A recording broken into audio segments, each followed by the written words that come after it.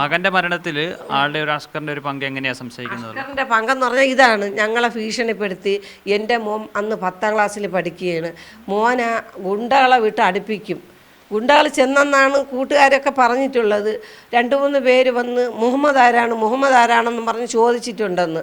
നീന്തൽ അറിയാവുന്ന ആരാണ്? മോന് നല്ലപോലെ നീന്തൽ അറിയാമെന്നാണ് അവൻ്റെ സഹപാഠികൾ പറയുന്നത്. അപ്പോൾ എൻ്റെ മോൻ എങ്ങനെയാണ് മരിച്ചത്? അവൻ മരിച്ചെന്ന് പറയുന്നത്, അവൻ വെള്ളം കുടിച്ചിട്ടില്ല, ശ്വാസം മുട്ടിയിട്ടില്ല, മലമൂത്ര വിസർജനം ചെയ്തിട്ടില്ല. സാധാരണ ഒരു വ്യക്തി നമ്മൾ പുഴയിൽ വീണ് പോയാലും നമ്മൾ വെപ്രാളം കൊണ്ട് വെള്ളം കുടിക്കും, നമ്മൾ മലമൂത്ര വിസർജനം ചെയ്യും, ശ്വാസം മുട്ടും. ഇതൊന്നും എൻ്റെ മോൻ ചെയ്തിട്ടില്ല. സാമ്പത്തികപരമായിട്ട് പിന്നീട് കോള് വന്നതിനെ കുറിച്ച് പറഞ്ഞു. അതൊന്നും സാമ്പത്തികമായിട്ട് കോള് വന്നെന്ന് വെച്ചാൽ ഈ കൊച്ചിനെ കൊണ്ട് പൈസകൾ പല ഇതിൽ നിന്നും ഫിനാൻഷ്യൽ നിന്നും വാങ്ങിച്ചിട്ട് മോള് ഹോമ സ്റ്റേജിൽ കിടക്കുകയാണ്. ആ സമയത്ത് എന്നെ ഫോണിൽ വിളിക്കണം. എൻ്റെ നമ്പറാണ് അവൻ കൊടുത്തിരിക്കുന്നത്.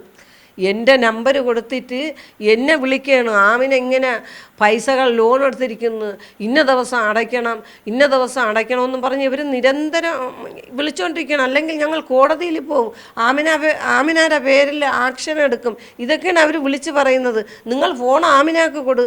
അപ്പം ഞങ്ങൾ പറഞ്ഞിപ്പോൾ ഫോൺ ആമിനാക്ക് കൊടുക്കാൻ പറ്റിയ അവസ്ഥയല്ല. ഇനി നീതി ലഭിക്കും എന്ന് കരുതുന്നുണ്ടോ നമ്മൾ? തീർച്ചയായിട്ടും ഞങ്ങൾക്ക് നീതി ലഭിക്കണം. കാരണം ഞാൻ ഈ പറഞ്ഞതൊന്നും കളവല്ല. ഈ കുട്ടി ഇന്ന് ഇല്ലെന്ന് വന്നാൽ ഞങ്ങളെ ജീവിതം എന്തായി തീരും? നിങ്ങൾ തന്നെ ഒന്ന് പറഞ്ഞതാ, ഞങ്ങളെ ജീവിതം എന്തായി തീരും?